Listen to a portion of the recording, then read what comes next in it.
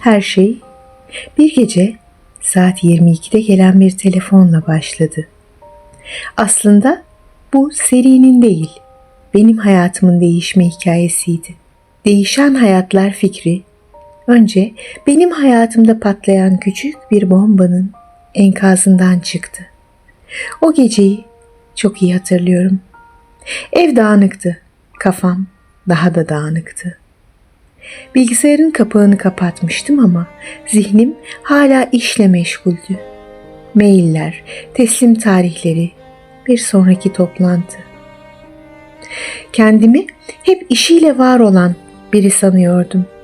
Belki de uzun zamandır kendimi başka türlü tanıtmayı hiç denememiştim.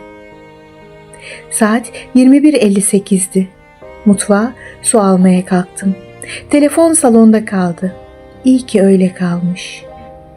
Çünkü o 2 dakikalık mesafede hayatımın eski haliyle yeni hali birbirinden ayrıldı. Tam bardağı doldururken salondan telefonun titreşim sesi geldi. Gece gelen aramalara alışık değilim.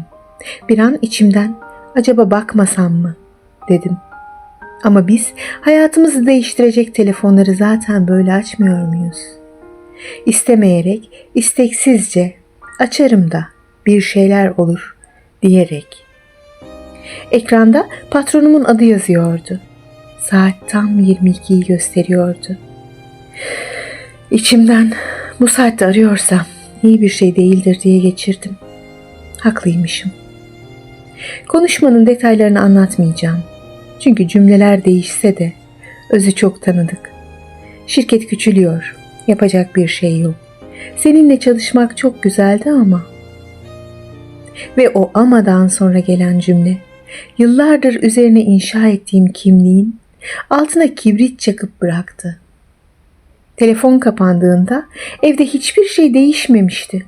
Saat hala 22:07 idi. Bardakta su duruyordu. Dışarıda aynı gece devam ediyordu. Aynı film oynuyordu televizyonda. Ama ben yıllardır ilk defa şimdi kimim ben diye sordum kendime. İlk günler itiraf edeyim, bu bir doğuş hikayesi gibi değildi. Daha çok yavaş çekimde izlenen bir yıkım gibiydi. Alarmı kurmadığım sabahlar, işe gitmediğim halde hala işe geç kalıyormuş gibi uyanmalar. Arkadaşlarıma hayır ben ayrıldım zaten, biraz ara verdim sadece diye yalan söylemeler. İnsan işini kaybedince önce işini değil kendini savunmaya başlıyormuş. Sonra bir akşam yine saat 22'ye yakın elim alışkanlıkla telefona gitti. Bu kez kimse beni aramıyordu. Sadece sosyal medyada başkalarının hayatlarına bakıyordum. Yatakta, karanlıkta, ekran ışığı yüzüme vururken fark ettim. Ben başkalarının hikayelerine bakarak kendi hikayemi ertelemeye almışım. O gece kendime ilk kez şunu sordum. Peki ya başkalarının hikayelerinin içinden kendi yolumu bulsaydım? Benim gibi gece geç saatlerde uyanık kalan, kırılma anını anlatmaya çalışan kaç kişi vardır? Belki tam da şu an bu kelimeleri dinlerken sen de onlardan birisin. İşte gece yarısı gerçekleri fikri o sorudan sonra doğdu. Madem benim hayatımı bir telefon saat 22'de değiştirdi, belki senin hayatına da her gece 22'de bir hikaye dokunurdu. Gerçek hikayeler, gerçek kırılmalar, iç seslerimizi saklamadan, süsleyip parlatmadan. Önce sadece kendim için bir ritüel kurdum. Her akşam 22'de birinin hikayesini yazacaktım. Bazen benim yaşadığım bir an, bazen bir arkadaşımın, bazen tanımadığım ama bir yerlerde okuduğum, duyduğum bir kırılma. İşten ayrıldığı gün eve dönerken otobüste ağlayan adam. Yıllar sonra aynı numaradan gelen mesaja bakıp geç kaldın diyen kadın. Boş bir mutfağın ortasında elindeki istifa dilekçesine bakıp şimdi ne olacak diye soran herkes. Sonra fark ettim ki bu hikayeleri sadece yazmak yetmiyor. Gece insanın en çok ses duymak istediği saat aslında. Ama bağıra bağıra konuşan değil, fısıltıyla, sakince, yanına oturup sırtını yaslayabileceği bir ses.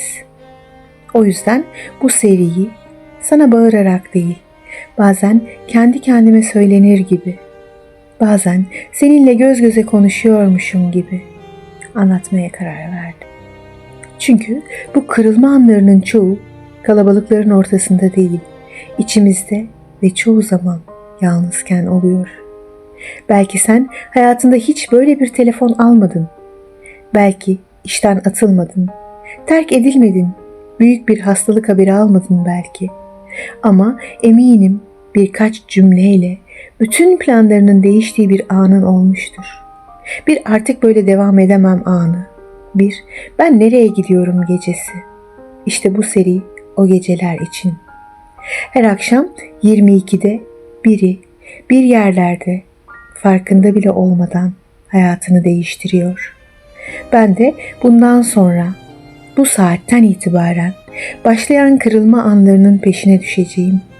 Gerçek hikayelerden derlenen, bazen kendi kendime, bazen seninle konuşur gibi anlattığım monologlarla, belki arada senin hikayeni de duyuracağım. Belki bana bir gün o gece 22'de ben de arandım diye yazacaksın. Bu bölüm, bu hikaye, bu serinin doğuş hikayesiydi. O telefon o gece benim hayatımı başka bir yola soktu. Şimdi her gece 22'de sıradaki kırılma anının peşinden gideceğiz.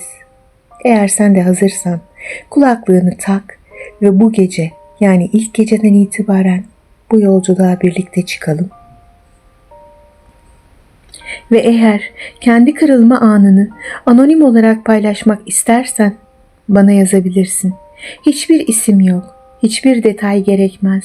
Sadece o anı. Belki bir gün burada seninle konuşur gibi anlatırım. Yarın akşam 22'de yine burada olacağım. Hoşça kal.